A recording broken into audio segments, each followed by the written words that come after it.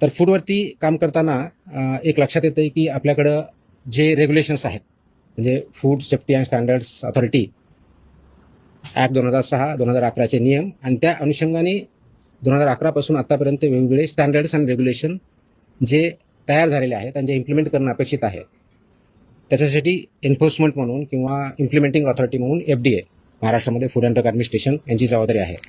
त्या कायद्याअंतर्गत food safety commissioner म्हणून मी काम करतो. इथे जे कोणी ह्या पदावरती व्यक्ती काम करतं तर फूड सेफ्टी म्हणून करतं. आणि म्हणून आपण जे अन्न या फूड या डेफिनेशन म्हणजे येतं ते सेफ असावं आणि ते हेल्दी असावं, हे दायित्व आणि हे इम्प्लिमेंट करण्याची जबाबदारी फूड सेफ्टी कमिशनर म्हणून या पदावरती आहे. आयुक्त फूड सेफ्टी कमिशनर राज्याचे जे असतात त्यांच्यावरती प्रत्येक राज्याच्या फूड सेफ्टी कमिशनरवरती आहे. या अनुषंगाने बघत असताना आपलं जे फूड आहे आणि आपण जे कन्झम्पशन करतो, म्हणजे प्रिपरेशन असेल, त्याचं प्रोसेसिंग असेल, त्याचं मॅन्युफॅक्चरिंग असेल आणि त्यांचं कन्झम्पशन असेल, ह्या सर्व स्टेजेसवरती स्टँडर्ड्स ठरलेले आहेत. म्हणजे कन्झम्पशन हे सेफ असावं म्हणून ते सगळी प्रोसेस तत्पर्यंत पाळायची असते. याचा एक महत्त्वाचा घटक जो सर्वात मेन अफेक्ट करतो, मॅन्युफॅक्चर तर आहेच, प्रोसेसर आहेत, पण सर्वात महत्त्वाचा आजच्या डेटला जर बघितला तर हॉटेल्स, रेस्टॉरंट्स, इटरीज, ऑनलाईन जे प्लॅटफॉर्म त्यांच्यामार्फत जे फूड दिलं जातं, विकलं जातं, नागरिकांपर्यंत दिलं जातं, हे स्टँडर्ड्स पाळतात की नाही पाळतात हा एक महत्त्वाचा इश्यू आहे.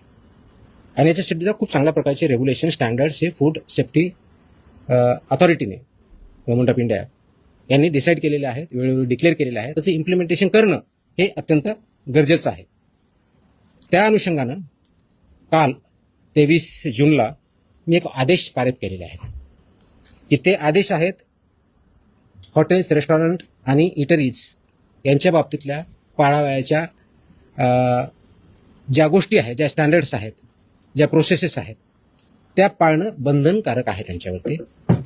तर त्यामध्ये जर बघितलं तर आम्ही ग्राहकांच्या आरोग्यासाठी, आरोग्य संरक्षणासाठी अन्न व औषध प्रशासन म्हणून एक महत्त्वाचा निर्णय, एक ऐतिहासिक निर्णय काल घेतलेला आहे आणि ते आदेश मी पारित केलेले आहे.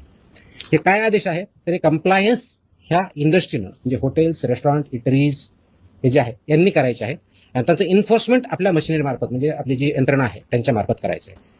तर हे करण्यासाठी सुरक्षित अन्न, स्वच्छ आस्थापना आणि जबाबदार अन्न व्यावसायिक